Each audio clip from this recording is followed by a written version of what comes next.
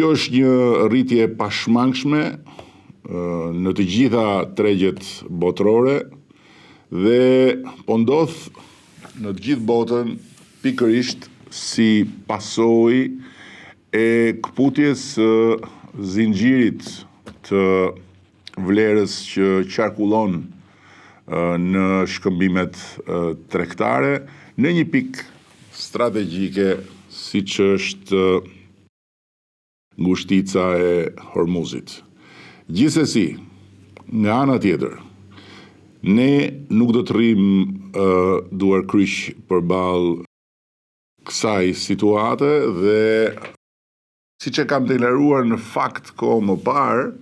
jemi sot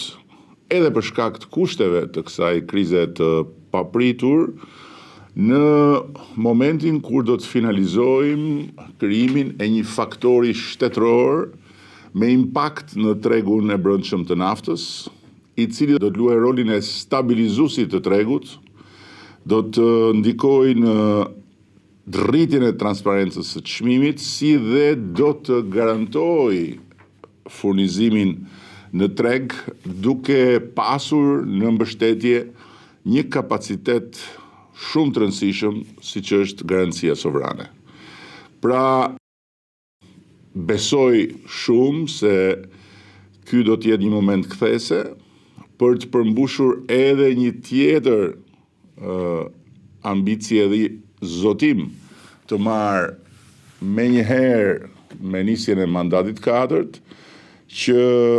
nafta që tregtohet në Shqipëri të jetë një produkt në një nivel të